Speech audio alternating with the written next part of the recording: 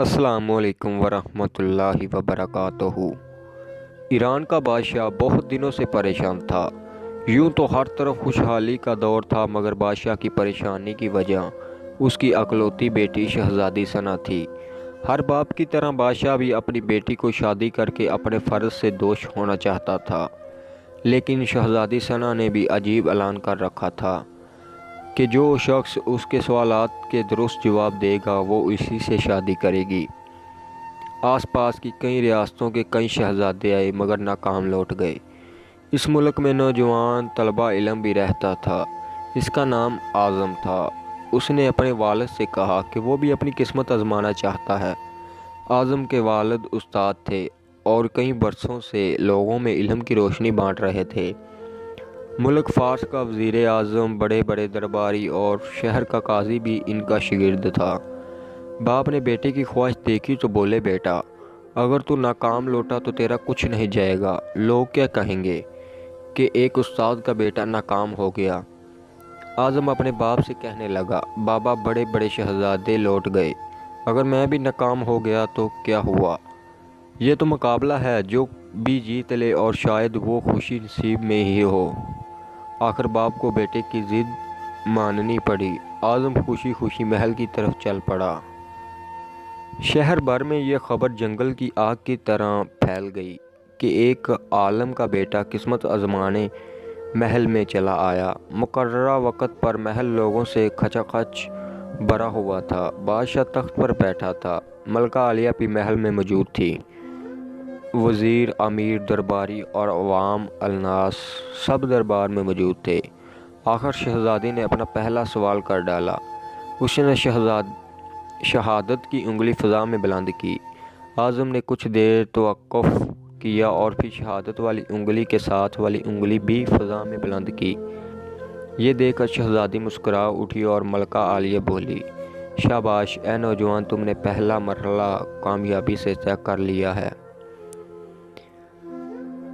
دوسرا سوال کے لیے شہزادی کرسی سے اٹھی اور ہاتھ میں تلوار لے کر ہوا میں چلانے لگی۔ کچھ دیر بعد وہ دوبارہ اپنی نشست پر آ کر بیٹھ گئی۔ بادشاہ سمیت ہر درباری کی نظر اعظم پر تھی۔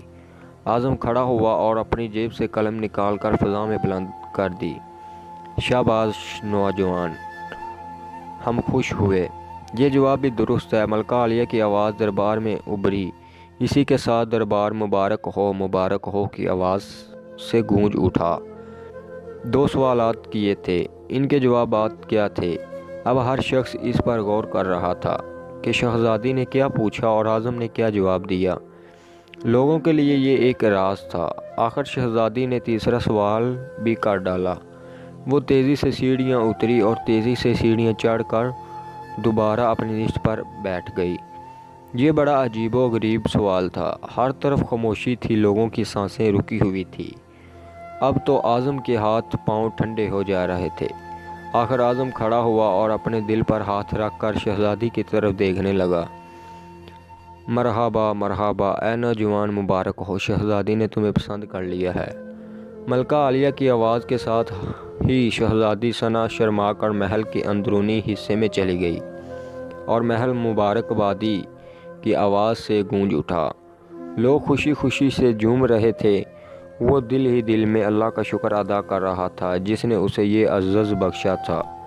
بادشاہ نے اعظم سے پوچھا، اے نوجوان، ملکہ عالیہ کو تم نے مطمئن کر دیا، اب یہ بتاؤ کہ تم سے کیا پوچھا گیا تھا اور تم نے کیا جواب دیا؟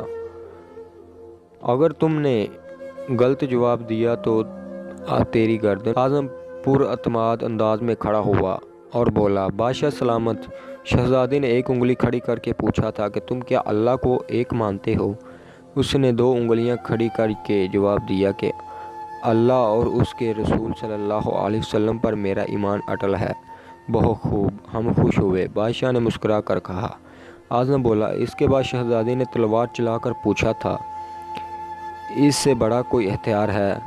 میں نے جواب دیا، ہاں ہے، قلم کا وار تلوار کے وار سے زیادہ کارگر ہوتا ہے۔ ماشاءاللہ نوجوان، تم نے ہمارا دل جیت لیا۔ تم نے ثابت کر دیا کہ جلال، دولت و حشمت کی علم کے سامنے کوئی حیثیت نہیں۔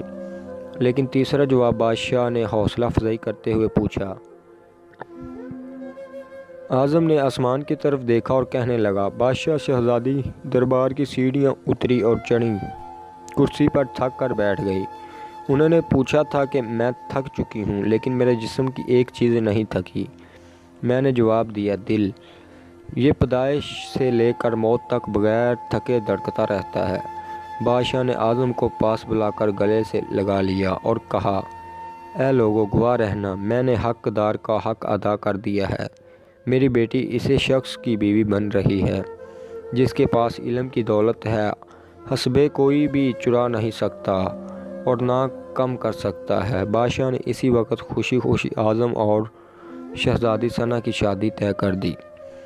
دوستو، ویڈیو میں کوئی مسٹیک ہو جاتی ہے تو کمنٹ سیکشن میں ضرور بتائیے گا۔ جزاک اللہ۔